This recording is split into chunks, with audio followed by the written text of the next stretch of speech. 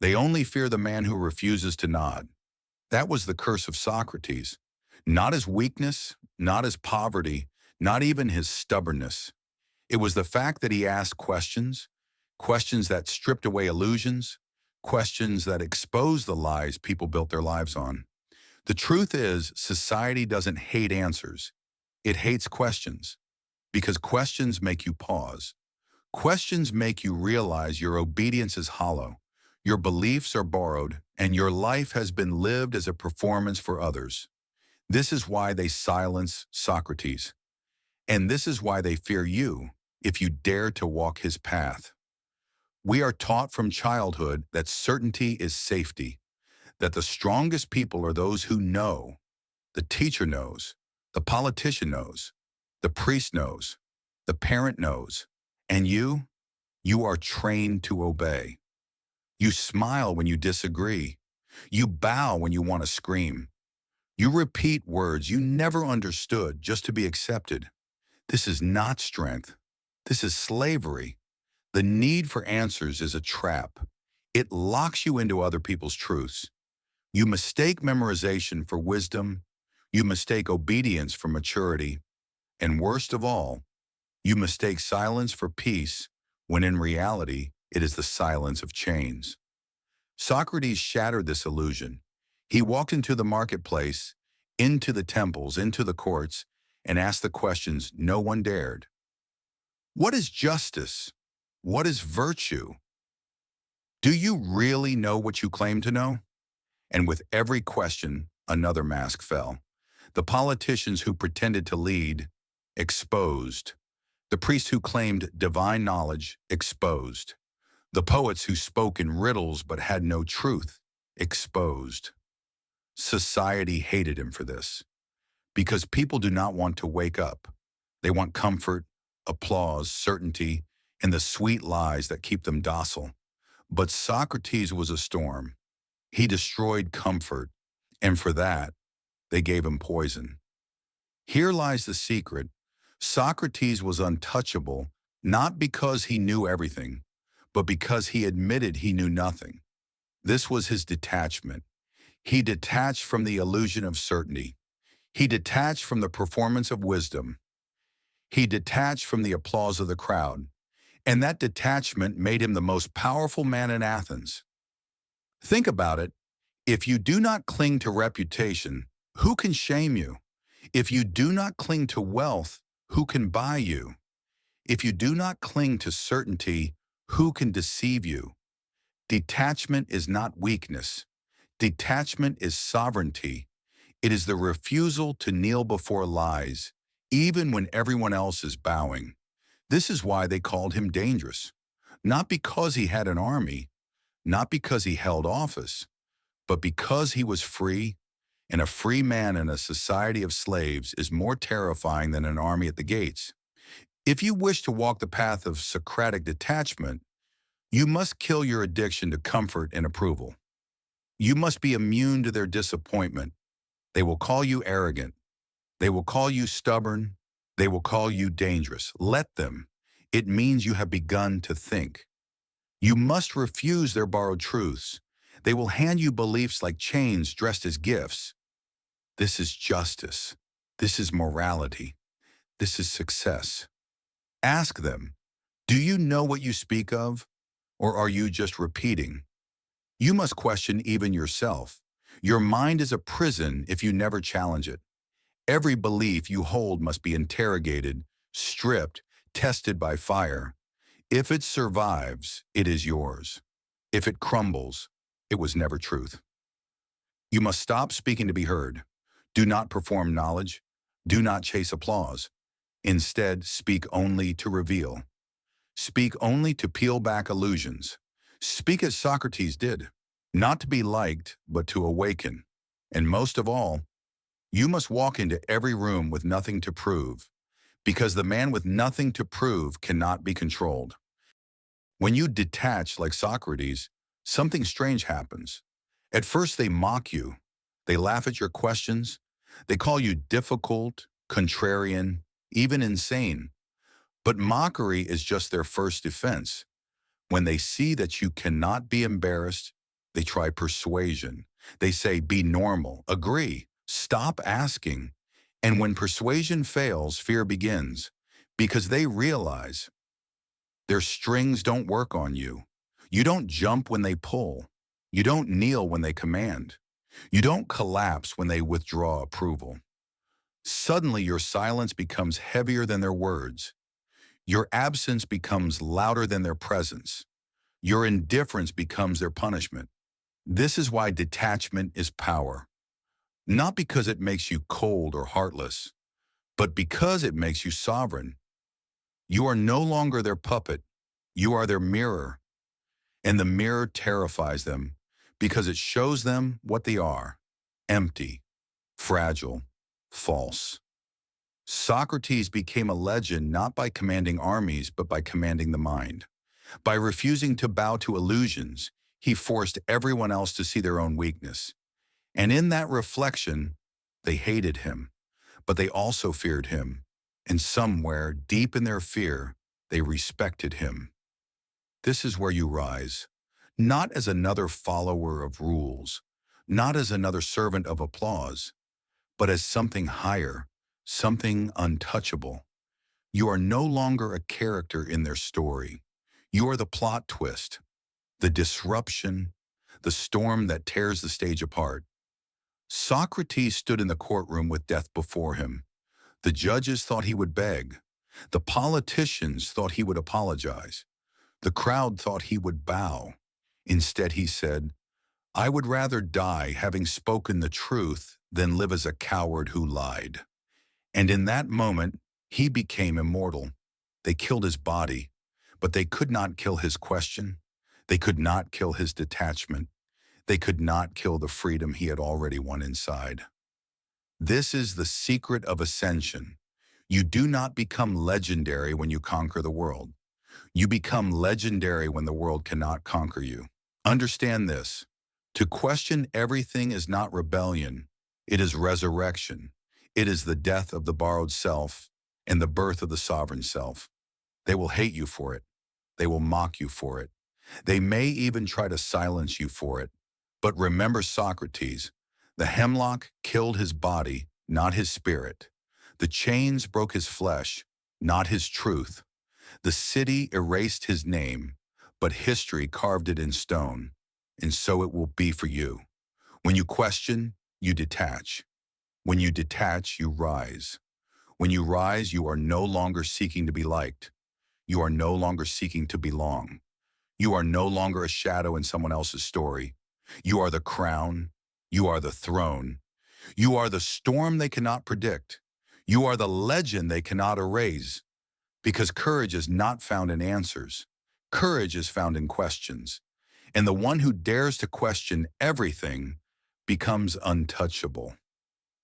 Deepening the transformation. Blueprint detachment is not escape. Detachment is not apathy. Detachment is the highest form of power because it means you cannot be owned. Let's break it down. The world teaches you that applause is proof of worth, that the louder they clap, the stronger you stand. But applause is a drug, and drugs make slaves. Socrates did not chase applause. He did not decorate his words with flattery. He did not soften his questions to please the crowd. He knew applause is cheap. It comes from the same mouths that will curse you tomorrow. If you build yourself on applause, you are a house of paper in a storm. But if you stand without it, then applause becomes irrelevant. You are free. So when you walk into the room, stop looking for hands to clap. Walk in silence, and let your silence echo louder than their noise. They will try to name you arrogant, difficult, contrarian, dangerous. These are not insults. They are chains. Because if you accept their labels, you begin to perform them. Socrates was called corrupter, heretic, fool, madman, but he refused to wear the costume they handed him. He stayed bare, and in his nakedness, he was stronger than all their masks. So you must learn. When they call you names, do not fight to prove them wrong. Simply smile and let their words die in their throats, because the one who does not wear labels cannot be caged. This is the hardest chain to break, because the human mind craves certainty the way lungs crave air. We want answers. We want guarantees. We want the comfort of believing this is true, this is safe, this will never change. But Socrates showed us the courage of not knowing. He said, "I know that I know nothing." That sentence destroyed empires of false certainty.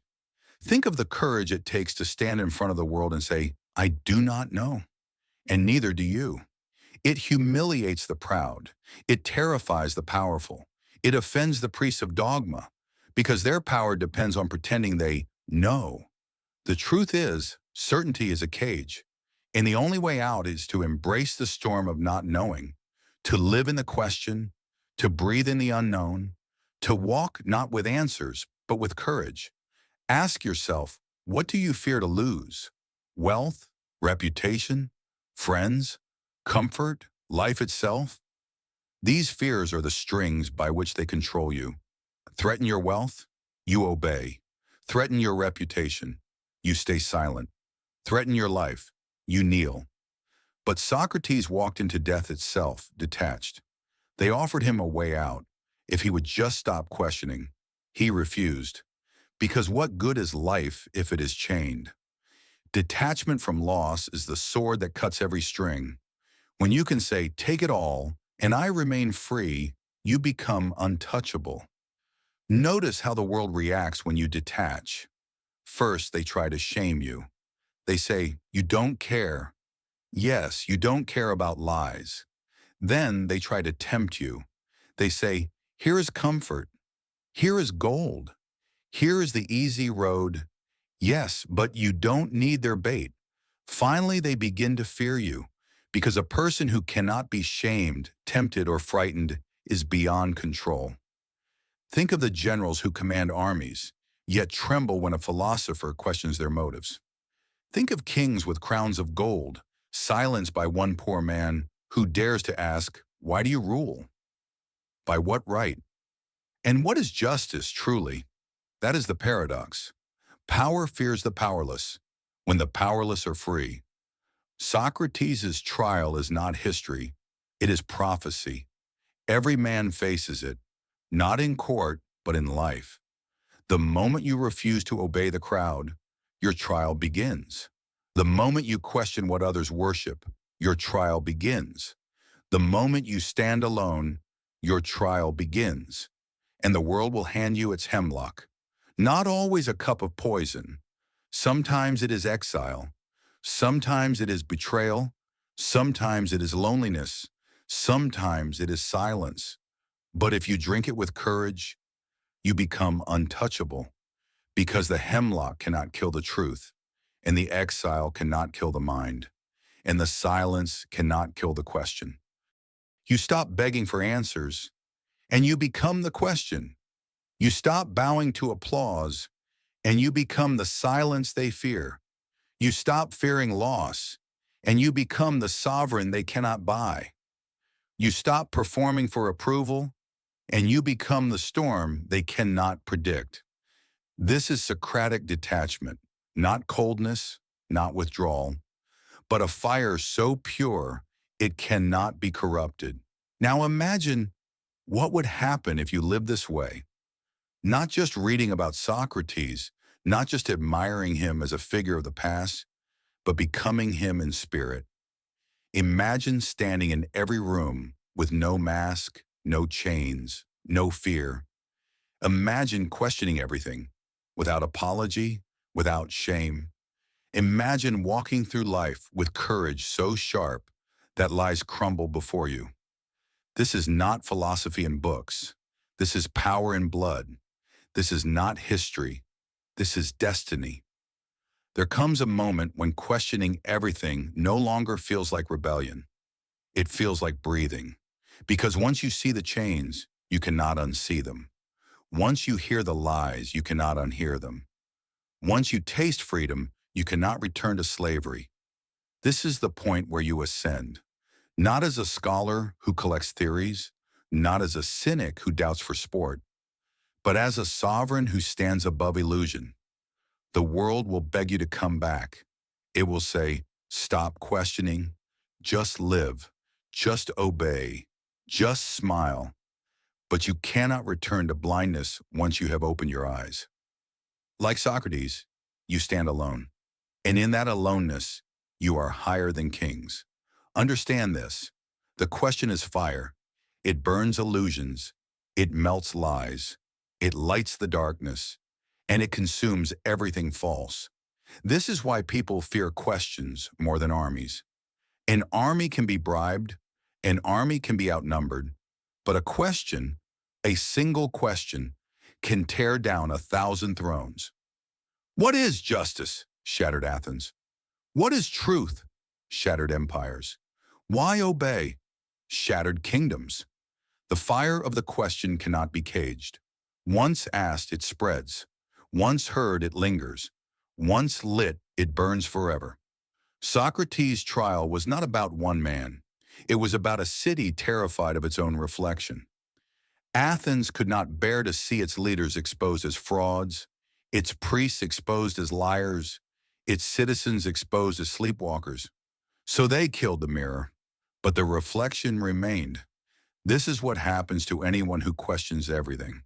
The world will attack you, not because you are wrong, but because you are right. They will try to silence you, not because your words are weak, but because they cut too deep. They will hand you the hemlock, not because you deserve death, but because you revealed their death long before. To live like this is not easy. You will be alone. You will be misunderstood. You will be betrayed. But in that loneliness, you will find your crown. Not a crown of gold, not a crown handed by men, but a crown of fire, a crown of clarity, a crown no one can take. The world crowns its slaves with applause. History crowns its sovereigns with truth, and the crown of truth is eternal. Think of the storm. No one owns it. No one controls it. No one predicts it. It destroys what is weak. It tests what is strong. It cleanses the air with its violence. That is Socratic detachment. You become the storm. You do not belong to them. You do not kneel to them. You do not wait for their applause. You move as you will, and when you pass, they will remember the silence you left behind. You are not their character. You are the plot twist. You are not their servant. You are the sovereign. You are not their echo. You are the silence that terrifies them. You are not their answer. You are the question that burns them. You are not their comfort. You are the storm that exposes them. And once you live like this, there is no going back. So let this be carved in you. The courage to question everything is the only real freedom. The courage to detach is the only real power. And the courage to stand alone is the only real crown. They silenced Socrates with poison, but his question still speaks. They erased his voice from the city, but his echo still shapes the world. They destroyed his body, but his courage became immortal. This is the final truth.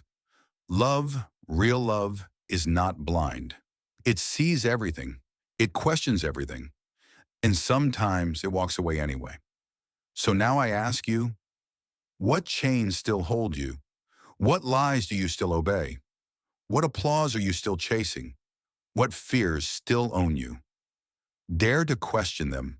Dare to detach from them. Dare to walk away from them.